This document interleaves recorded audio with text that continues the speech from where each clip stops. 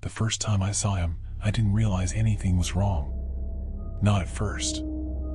I was walking home from work, my breath misting in the cold air. The bookstore where I worked stayed open late, and by the time I clocked out, the city had emptied. The streets felt too quiet, the silence stretching between each flickering street lamp like something alive. The sidewalks were damp from an earlier drizzle, the faint smell of wet pavement clinging to the air. My footsteps echoed, sharp and hollow. That's when I noticed him. He stood beneath a broken street lamp, a tall, unmoving figure wrapped in a long black coat. His hat was tilted forward, shadowing his face. I barely gave him a second glance. Just another guy out late. Maybe waiting for a bus. Maybe lost in thought. But as I walked past him, my stomach twisted. It was that instinctive, primal kind of fear, the one that doesn't make sense but demands to be listened to. Like stepping into a room and knowing someone is behind you. I couldn't explain it, but something about him was off. I didn't speed up, didn't run, because that would have been ridiculous, but I did glance back. He hadn't moved. Not an inch. Still facing the street, still standing in that eerie, unnatural stillness. My chest tightened, a strange pressure settling in my ribs. I forced myself to turn forward and keep walking. By the time I reached my apartment, I felt stupid for even thinking about him. People stand under streetlights all the time. Right? The second time I saw him, he was closer. Same street. Same broken street lamp. But this time, he was facing me. A slow, creeping fear coiled in my stomach. I stopped mid-step. He was far enough away that I couldn't make out his features, but I felt his gaze. Heavy. Pressing. Pinning me in place. A gust of wind stirred his coat, but he didn't react. Didn't move at all. Just stood there. Watching. I forced myself to keep walking. I wouldn't run. I wouldn't. But my hands clenched into fists inside my coat pockets, nails biting into my palms. I told myself I was being stupid. But I still didn't look back. Not until I was inside my apartment, the door locked twice, the curtains drawn shut.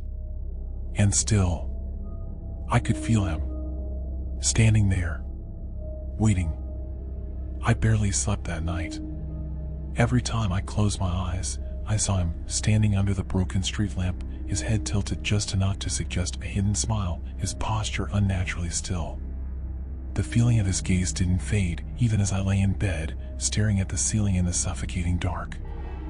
I told myself it was just my imagination. That he was just some stranger, standing under a streetlight. But the feeling in my gut, the primal fear slithering beneath my skin, told me otherwise. He wasn't just watching. He was waiting. At some point, exhaustion finally won, dragging me into a restless sleep. And then, I woke up at exactly 3:17 a.m. Not to a noise. Not to a dream. Just awake. Suddenly. Violently. The kind of waking where your heart is already pounding, your skin damp with sweat, and you have no idea why. I turned my head toward the window. The curtains were shut. No streetlights outside. No shadows. But I could feel it. A presence. A pressure in the air, like something unseen had pressed itself against the walls of my apartment, seeping in. I didn't move. Didn't breathe. For a full minute, I just listened. And in the silence, so soft I almost missed it, I heard breathing. Not mine. Too slow. Too controlled. Like someone mimicking the sound of human breath, but getting it slightly wrong. My fingers tightened in the sheets. I couldn't tell where it was coming from. The corner of the room? The closet? The hallway outside my door? I reached for my phone. 3:18 a.m. The breathing stopped. I stayed awake until the sun rose. The next night, I forced myself to leave work early. The thought of walking home late, of seeing him again, made my stomach twist. So I took the earlier shift, left before the sun had fully set. By the time I reached the spot where I'd seen him before, the streetlight was still broken, but the space beneath it was empty. I almost let out a laugh. Maybe I really had been imagining things. Maybe it was just some guy passing through, and I'd let my paranoia get the best of me. The thought almost convinced me. Until I got home. I pushed open my apartment door, tossed my keys on the counter, and let out a long breath. The tension in my chest finally started to fade. Then I noticed it. My shoes, lined up perfectly next to the door. Not just tossed there like I usually left them. Positioned neatly. Precisely. Like someone had moved them. A prickle of unease crawled down my spine. Had I done that? Maybe I just didn't remember. I shook off the thought and went to my room. The second I stepped inside, I froze. My closet door was open. Only by an inch. I stared at the gap, my breath catching. I always kept it shut. Always. The air felt wrong. Heavy. Like something was waiting inside. I forced myself to walk forward, hand trembling as I reached for the door handle. In one swift motion, I swung it open. Nothing. Just clothes. Shoes. Boxes. I let out a slow breath and rubbed my eyes. I was being stupid. I was just tired, paranoid. I needed sleep. I shut the closet door. This time, I locked it. Then I went to bed. At 3:17 a.m., I woke up again. I didn't move. Didn't breathe. I just listened. The air felt thick, like the walls themselves were pressing in. Then, the closet door clicked open. Not swung open. Not creaked. Clicked. Like someone had unlocked it from the inside. A wave of pure, primal terror slammed into me. I squeezed my eyes shut. For a full minute, I didn't move. Then, footsteps. Soft. Slow. Crossing my room. Stopping beside my bed. The mattress shifted. As if something had leaned in, pressing down ever so slightly. A breath, asterisk, too slow, too deliberate, asterisk, exhaled near my face. A whisper. Mimicking my own voice. I know you see me. I don't remember the next few seconds. One moment, I was lying frozen in bed. The next, I had thrown myself across the room, flicking on the light. Nothing. The closet door was open. But my room was empty. I stood there, shaking, staring at the space where something had been just seconds ago. I barely slept for the rest of the night. The next morning, I didn't go to work. I couldn't. I sat on my couch, eyes locked on my bedroom door, unable to shake the feeling that if I looked away for too long, something would move. Something would step out. At noon, my phone buzzed. A text from Lucas. Hey, man, you good? You weren't at work. I hesitated, my fingers hovering over the keyboard. How could I explain this? Finally, I typed. I think someone's been in my apartment. His reply came almost immediately. Dude, what? Call the cops. I wanted to. I really did. But what would I even say? Hello, officer, someone moved my shoes and whispered in my ear last night. They'd think I was losing my mind. Maybe I was. I started typing a response when a new message popped up. Unknown number, you see me? I dropped the phone. My stomach turned to ice. No. My fingers trembled as I picked up the phone again, staring at the message. I swallowed hard and did the only thing I could. I turned off my phone. I didn't turn my phone back on for the rest of the day. I didn't check my closet.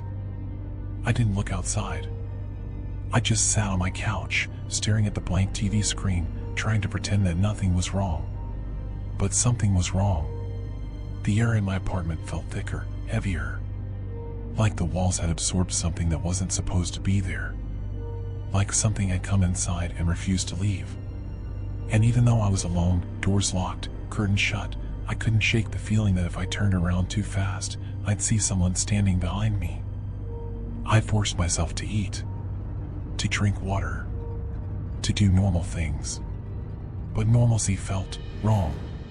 Every sip, every bite of food felt like I was delaying the inevitable. Because no matter how hard I tried to distract myself, one thought kept repeating in my head. It spoke to me last night. It whispered in my own voice. I should have left. Gone to a hotel, Lucas's place, anywhere but here. But something kept me frozen in place. Something that wanted me to stay. I held out until sundown. And then, at exactly 6:17 p.m., the power went out. Everything shut off at once. The overhead light, the fridge, the humming white noise of my laptop fan. The apartment fell into complete silence. And in that silence, I heard breathing. Not outside. Not in the hallway. Inside my apartment. It was slow. Deliberate. And it was right behind me. I didn't turn around. I didn't move. I could feel it there. Standing just inches away. Something cold and dry brushed the back of my neck. My stomach turned to ice. The breath tickled my skin, too controlled, too measured, like someone was imitating breathing rather than doing it naturally. I shut my eyes. I couldn't move. Couldn't breathe. Then, a voice. My own voice. You can't ignore me. A whisper. Almost playful. I snapped. I lunged forward, grabbing my phone off the coffee table and sprinting into the bathroom. I locked the door. Turned on my phone. Lucas. I needed to call Lucas. The screen lit up. One new video. I stopped breathing. My hands trembled as I clicked it. The video started playing. It was me. Sitting on my couch. Just now. Just seconds ago. Except, in the video, my head was tilted slightly. And I was smiling. The me in the video turned to look directly at the camera. My stomach twisted violently. I wasn't recording.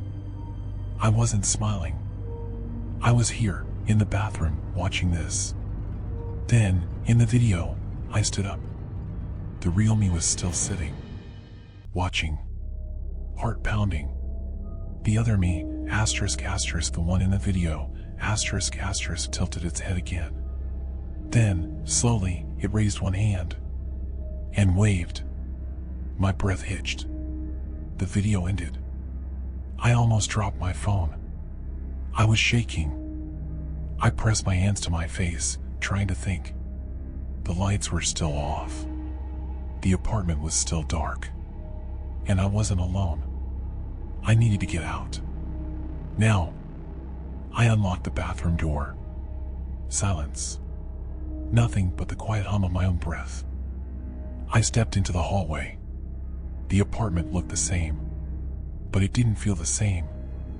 I grabbed my keys from the counter and turned toward the door. I froze. The bathroom mirror was facing me now. And my reflection was wrong. It stood just slightly out of sync. Its breathing was too slow. Its head was tilted. And it was smiling. I wasn't. I wasn't smiling at all. A single whisper slithered through the dark. You see me now. I ran. I didn't look back at the mirror. Didn't look back at it. Didn't stop until I was outside, standing in the freezing night air, my breath coming in sharp gasps. My keys were still clutched in my hands so tightly that the metal edges bit into my palm. The street was empty. Too empty. Like the city I'd forgotten to breathe. No passing cars. No distant voices. Just me. And the feeling, a deep, gnawing certainty that I wasn't truly alone. I forced myself to move. To walk. Anywhere but here. Lucas. I needed to go to Lucas's place. He believed me. Wouldn't he? My mind kept replaying the video. The other me. The copy. How it waved at me. How it smiled. I shuddered and gripped my phone, swiping to my contacts.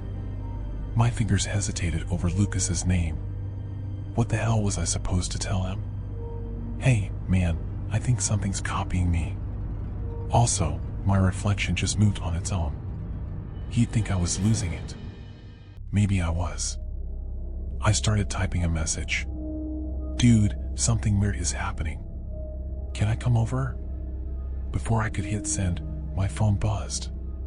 An incoming call. From Lucas. Relief crashed over me. He must have sensed something was wrong. I answered immediately. Lucas. Static. A thin, crackling hiss. Then, through the static, a voice. Not Lucas's. Not quite. It was just a little off. You don't need to run. I felt a cold spike of dread. It was my voice. Twisted. Warped. Mocking me. I hung up. The screen flickered. A new text appeared. Unknown number, I'm already here. My stomach twisted. No. No, no, no. I looked up. Lucas's apartment was just ahead, the window to his living room glowing with warm light. I ran to the door, nearly slamming into it. Pounded against it. Lucas. It's me. The door opened. Lucas stood there, frowning. Dude, what the hell? I pushed inside, my pulse still racing. Something's happening. I don't even know how to explain it. Lucas watched me carefully. What do you mean? I opened my mouth. And then I saw it. His mirror. It was near the hallway, large, old-fashioned. The kind that was too reflective. And in that reflection, Lucas wasn't standing. He was sitting. I felt the blood drain from my face. In reality, he was here, standing in front of me. But in the mirror, he was already inside, sitting on his couch, watching me. A beat too late, Lucas followed my gaze to the mirror. He frowned. What? He hadn't seen it. Or maybe he couldn't. A slow, paralyzing fear settled into my bones. This wasn't just me anymore. It was spreading. And then, the Lucas in the mirror turned his head. Turned to face me. His mouth curled into a slow, two-eyed grin. He lifted a hand. And waved. Just like my copy had. I took a step back. Lucas, that isn't you. Lucas laughed, confused. Dude, what the hell are you talking about? I pointed at the mirror. You're not sitting. But in the reflection, Lucas turned back to the mirror. The seated version of him was gone. I saw it. I saw him sitting there just seconds ago. Lucas shook his head. Man, you need some sleep. No. No, no, no. It was real. It was real. I backed toward the door. I think I should go. Lucas sighed, rubbing his forehead. Fine. Just call me when you're thinking straight. I left.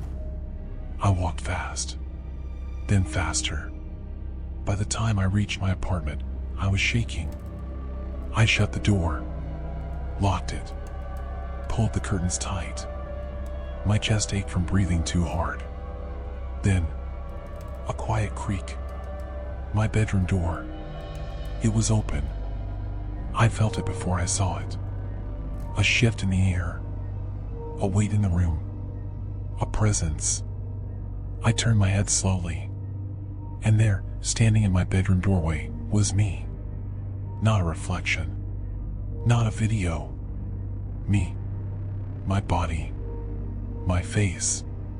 And it was smiling. It took a step forward. Then another. A slow, unnatural movement, like it was learning to use my limbs.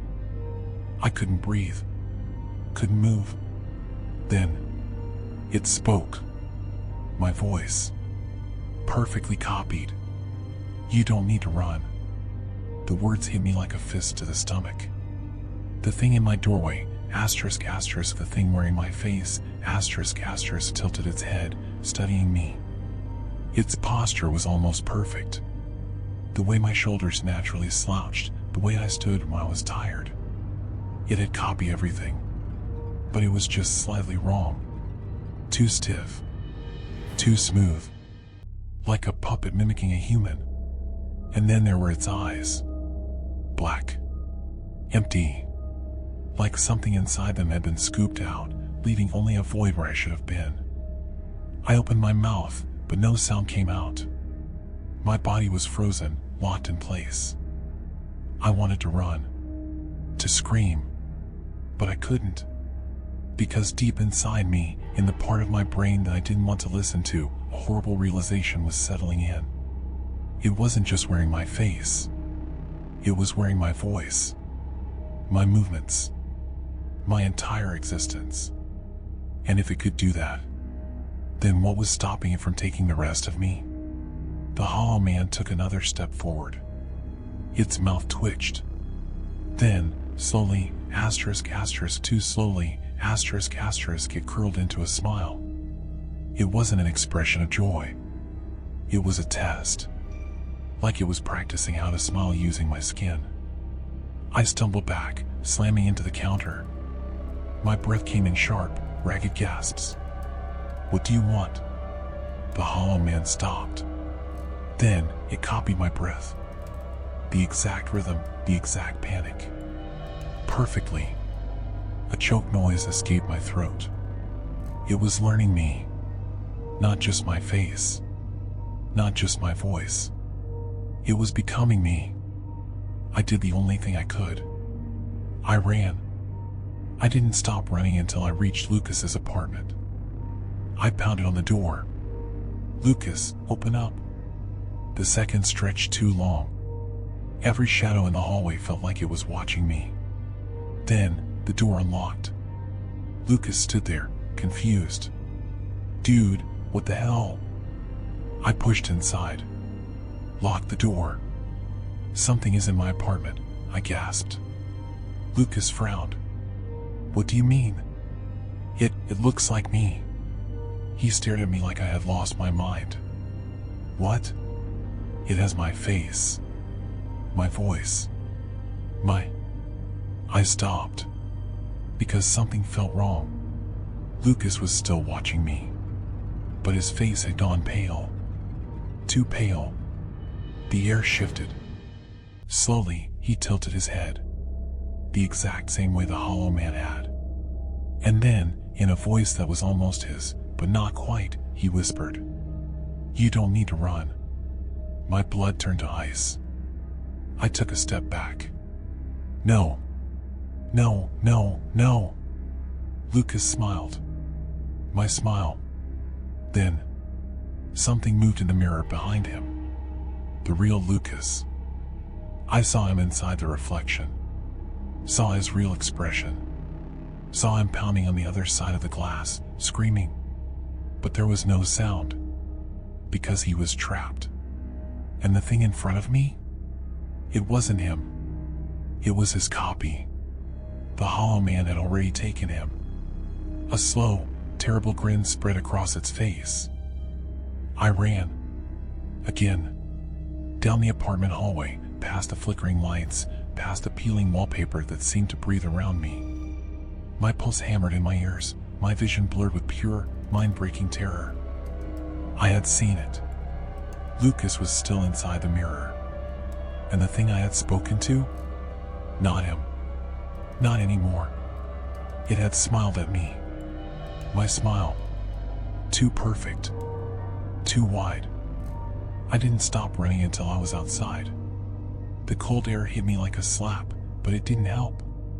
My chest felt too tight, my skin too hot. I stood there, gasping, my breath clouding in the freezing night. The streets were quiet. Too quiet. Everything felt wrong. like I was still inside the reflection, still trapped. I grabbed my phone with shaking hands and called Lucas. It rang once, twice. Then someone picked up. "Hey, man." Lucas's voice. But which Lucas? I swallowed hard. "Lucas, where are you?" A pause. Then, calmly, "Home." "Where else would I be?" My stomach twisted. "You're lying." Another pause. "Then, you should come back inside." My hands trembled. I ended the call. I couldn't go back. I couldn't trust anyone. But if it had already taken Lucas, how many more were there? How many copies were walking around right now? A terrible thought settled in my mind. Maybe I wasn't running from just one hollow man anymore. Maybe there were many. I needed help. Not Lucas. Not anyone I knew. Someone who hadn't been replaced. Someone real. I took out my phone and did something I hadn't done in years. I called my sister. It rang. And then, "Hey, you." Her voice. Familiar. Warm. Normal. My chest ached with relief. "Alex," I gasped. "I need to see you. Right now." She hesitated. It's kinda late." "What's wrong?" How could I even explain? "Please." Something in my voice must have shaken her, because she sighed. "All right. I'm in my place. Just get here safe, okay?" I nodded, even though she couldn't see me. Yeah, I will." Alex's apartment was only a few blocks away, but the walk felt endless. The streets were too empty. I passed a convenience store, its neon sign buzzing in the silence. Inside, the cashier stood perfectly still. Not moving. Not blinking. Just waiting. I hurried past. I kept my head down. Kept my eyes forward. But as I turned the corner, I saw someone. A man just standing there on the sidewalk. Tall. Thin. Wrapped in a long black coat. A familiar coat. A cold fist clenched around my lungs. No. It was the first time I had seen him up close. The hollow man. The original. The one that had been watching me all along. He didn't move. Didn't speak. He just stood there. Like he had been waiting for me. Like he knew I would come this way. I took a shaky step back. His head tilted. And then, so slowly I almost didn't notice, he smiled. A single, curling movement of the lips. A perfect smile. I ran. Alex let me in the second I knocked. She frowned. "Jesus, what happened to you? You look like you saw a ghost." I didn't know what to say. I just pushed past her, shutting the door behind me. "Alex, have you noticed anything weird lately?" She raised an eyebrow. "Define weird." I swallowed. People acting different. Moving strange. Like they're not really them. She snorted. "Dude, have you met New Yorkers? That's just how people are." My stomach sank. She wasn't taking this seriously. She didn't understand. I needed to make her understand. I hesitated. "Then, Alex, I think Lucas was replaced." She stiffened. Her face paled slightly. "What?" I saw him. In the mirror. The real him. He was trapped, and something else was wearing his face. She stared at me. And then she laughed. Not in a cruel way, but in a disbelieving, nervous way. Okay, I get it. You're messing with me." "I'm not." Her smile faltered. She looked into my eyes. Saw the fear. Slowly, she sat down. "You're serious?" I nodded. For a long time, she didn't speak. Then, if this is real, what do we do? I don't know, I admitted. But I need to figure out how to stop it. Alex exhaled shakily. Okay. Then let's start with this. How do we tell who's real? The question sank into me like a blade. I didn't know. How could I? How could anyone? Then, quietly, she whispered, "Are you real?" My breath hitched.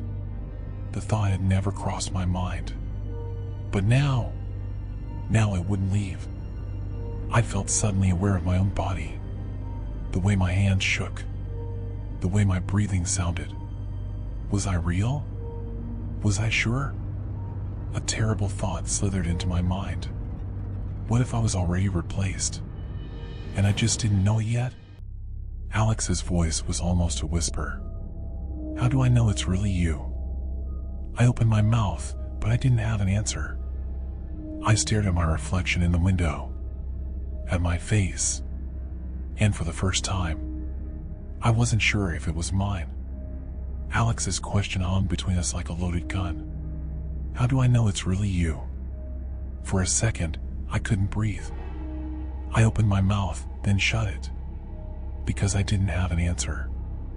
I hadn't even considered the possibility before. But now, with those words lodged in my brain, I couldn't push them away. What if I wasn't real? What if I had already been replaced? Would I even know? A sickening wave of uncertainty spread through my chest. I clenched my hands into fists, feeling the weight of my own body. I tried to remember something, anything, that would prove beyond a doubt that I was still me. Alex watched me carefully, her expression shifting from nervous to something colder. Something I didn't like. Doubt. The exact same way I had looked at Lucas before I realized the truth. I was the one being doubted now. Alex, my voice cracked. I forced it steady. It's me. You know it's me. She didn't answer. Her fingers drummed against the arm of the couch. The seconds dragged. Then, finally, she whispered. Say something only you would know. I swallowed hard. When we were kids, we had a cat named Whiskey. He used to sleep in your bed every night, and you cried for a week when he died. Alex's face stayed unreadable. You could have heard that from anyone. I shook my head. No, you used to whisper to him at night. You told him all your secrets. You thought no one could hear you, but I did. That made her flinch. Because it was true. Her posture loosened, and for the first time, her fear turned into something else. Something worse. Pity. It hit me like a slap. She still wasn't sure. She still thought that maybe, I wasn't me. That realization was almost worse than the Hollow Man itself. Because the moment someone starts doubting whether you're real, you start doubting yourself. The hours blurred after that. Alex let me stay, but she barely spoke to me. We just sat there, the TV playing some mindless sitcom neither of us really watching. I wanted to sleep, but I didn't trust myself to. Didn't trust what I'd wake up as. At some point, Alex stood. I need a drink. You want anything? I shook my head. She disappeared into the kitchen, and for a moment, I was alone. I let out a slow breath and rubbed my face. Then, a whisper. From the hallway. So soft I almost didn't hear it. You don't need to run. Ice shot through my veins. I turned my head, heartbeat slamming against my ribs. At the end of the hallway, just barely visible in the dim light. A shape. Tall. Motionless. Watching. I stood too fast, knocking over the coffee table. Alex. She came rushing back. What? I pointed toward the hallway. But it was empty. Alex's brow furrowed. Jesus, what's wrong with you? I opened my mouth, then shut it. Because maybe nothing had been there at all. Maybe I was losing my grip. Or maybe the Hollow Man was just playing with me. I sat back down, gripping the couch so tightly my nails dug into the fabric. Alex sighed. Just get some rest, okay? We'll figure this out in the morning. I didn't argue, but I didn't sleep either. Because now, I wasn't just afraid of the Hollow Man. I was afraid of myself. I must have drifted off at some point. Because when I woke up, the TV was off. The room was dark. And Alex was standing in the middle of the room, facing the window, motionless. My heart lurched. Alex? She didn't move, didn't respond. Just stood there, too still, shoulders stiff, hands at her sides. I swallowed. Hey, you okay? Silence. Then, her head tilted. Too far. Something in my chest snapped. I shot up from the couch. Alex. She turned so slowly I thought I was dreaming. And then I saw her face. The smile. Too wide. Too perfect. A hollow man. I stumbled back. My throat locked up. No. No, no, no. She had been fine. She had been fine. I had been here the whole time. How had it happened? Alex took a step toward me. Her voice was soft. You don't need to run. I ran. I bolted for the door, but something was already there. A figure in a black coat. Tall. Thin. Waiting. Watching. The original. The first one I had seen. He took a slow step forward. The walls seemed to bend around him. Like he wasn't just standing there, he was swallowing the space around him. I grabbed the nearest thing, a lamp, and threw it. It passed right through him. Like he wasn't real. Like he was just an imprint of something bigger. A shadow of something I wasn't meant to see. A whisper filled the air. You see me now. And then, everything went black. I woke up wrong. At first, I didn't even realize I had lost consciousness. One moment, I was in Alex's apartment, the hollow man standing in the doorway, his presence swallowing the air. Then, darkness. An empty void. And now, I was awake. But something was off. I blinked. My vision was blurry, my body heavy. The weight of sleep clung to my limbs like thick, suffocating tar. I tried to sit up, but my muscles felt sluggish, disconnected. Slowly, the world came into focus. I was in a bedroom, but not Alex's.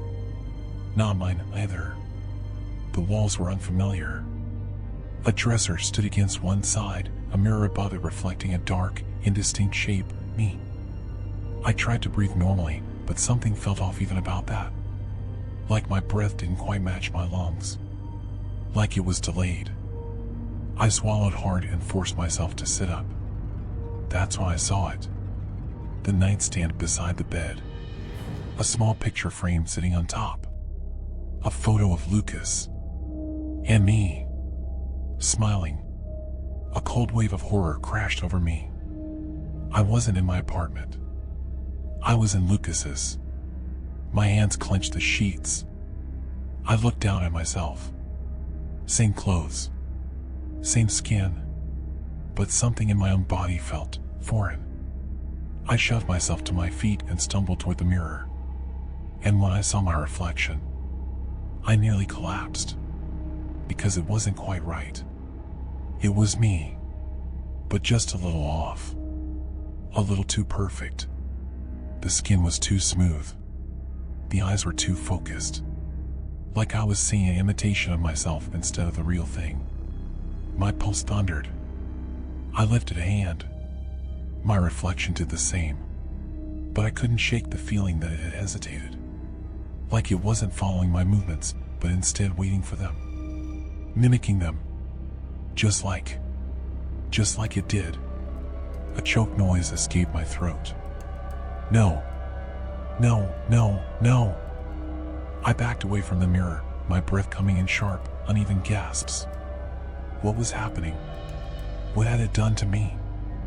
I grabbed my phone from the nightstand, my hand shaking so violently I nearly dropped it. The screen lit up. My breath caught. There was a new message. From unknown number. I swallowed and opened it. A video. With no hesitation, I pressed play. The screen flickered. At first, I didn't understand what I was looking at. Then it hit me. It was a recording of my apartment. My apartment. But it wasn't empty. Someone was inside. Moving. Sitting on my couch. Their back was to the camera, but I recognized my own posture immediately. It was me. Or at least something wearing my face.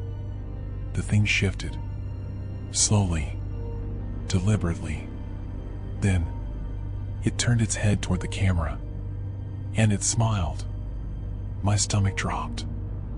I clutched the phone so tightly my fingers ached. The screen glitched. The video ended. I let out a shuddering breath. The hollow man had taken my place. It had replaced me. I stumbled out of the bedroom, my legs weak beneath me. I needed to get out of here. Find Alex. Find anyone who would believe me. I reached the front door and yanked it open. Only to freeze. Because standing right there, in the dim glow of the hallway light, was Lucas. His head tilted slightly, his expression unreadable. "Hey, man." My pulse roared in my ears. Lucas. But was it really him? He took a step forward. I stepped back. His eyes narrowed. "What's wrong?" My throat was dry. "Are you real?" He blinked. "What? Are you real?" I repeated, my voice shaking. His expression darkened. "Dude, what the hell is going on with you? Prove it." His jaw clenched. "Prove what?" "That you're real." Lucas stared at me for a long moment. Then he laughed. Soft. Almost amused. And in that instant, I knew. It wasn't him. The hollow man had taken him, too. I turned and ran. I didn't stop until I was outside, the cold air hitting me like a slap. The city lights stretched before me, too bright, too distorted. The world itself felt fake. Like a reflection of something else. A whisper slithered through my thoughts. "You don't need to run." I gritted my teeth. No, I wasn't going to let it win. I wasn't going to let it take me. I had to end this. Somehow. The city around me felt wrong. The streets stretched too long. The lights buzzed too loud. The people, if they even were people, moved too perfectly. Like puppets. Like reflections pretending to be real. I kept moving, forcing my legs to keep running, even though my mind was screaming that I didn't belong here anymore. Lucas wasn't real. Alex wasn't real. I wasn't even sure if I was real. I needed proof. I needed to find myself. I went back to my apartment. I knew it was a trap. I didn't care. If it had taken my place, then that meant it was waiting for me. And I was done running. I reached the door and hesitated. My hands were slick with sweat. I swallowed hard, then pushed it open. The lights were on. The air smelled stale. And there, sitting on my couch, was me, casually flipping through a book, legs crossed. Like he belonged there. Like I didn't. He looked up. His expression was neutral, almost amused. "You're late." I shut the door behind me. "What are you?" My voice shook. He tilted his head. "I'm you." "No." I clenched my fists. "You stole me." His smile widened. "I perfected you." A horrible chill crawled down my spine. I took a slow step forward. He mirrored me. Every single movement. I exhaled shakily. "If you're really me, then prove it." His grin didn't fade. I already have. Then he moved. Fast. Too fast. I barely had time to react before he was in front of me, his face inches from mine. His skin was flawless. His eyes too sharp. He leaned in, whispering, "You don't need to run." I snapped. I grabbed the nearest thing, a lamp, and swung. The glass shattered across his face. For the first time, he reacted. Not in pain, but in surprise. Like he hadn't expected me to fight back. His smile twitched. Then, the room rippled. The walls stretched. And suddenly, everything around me was mirrors. Infinite reflections of myself. All of them smiling. All of them watching. And then, in unison, they whispered, "You see me now." Their voices layered together, a distorted echo of my own. I stumbled backward, my breath coming in ragged gasps. The room didn't exist anymore. There were only mirrors. Only reflections. And one of them wasn't me. I turned, trying to find it. Trying to find him. The one who had taken my place. Then, a single copy stepped forward. Slow. Deliberate. The others remained frozen, their smiles never changing. But his did. It widened. Just slightly. I clenched my fists. "What are you?" He tilted his head. "I am what you left behind." His voice was mine, but hollow. Wrong. I swallowed hard. I didn't leave anything behind. His smile stretched wider. "Then why are you here?" I opened my mouth, but I didn't have an answer. Because he was right. I had followed him. I had chased him. I had stepped into the mirror without even realizing it. The air around us shimmered. The reflections rippled. Like a curtain was about to be peeled away. And for the first time, I saw the truth. This wasn't my world. It was his. And I had walked right into it. His voice dropped to a whisper. "You don't belong here."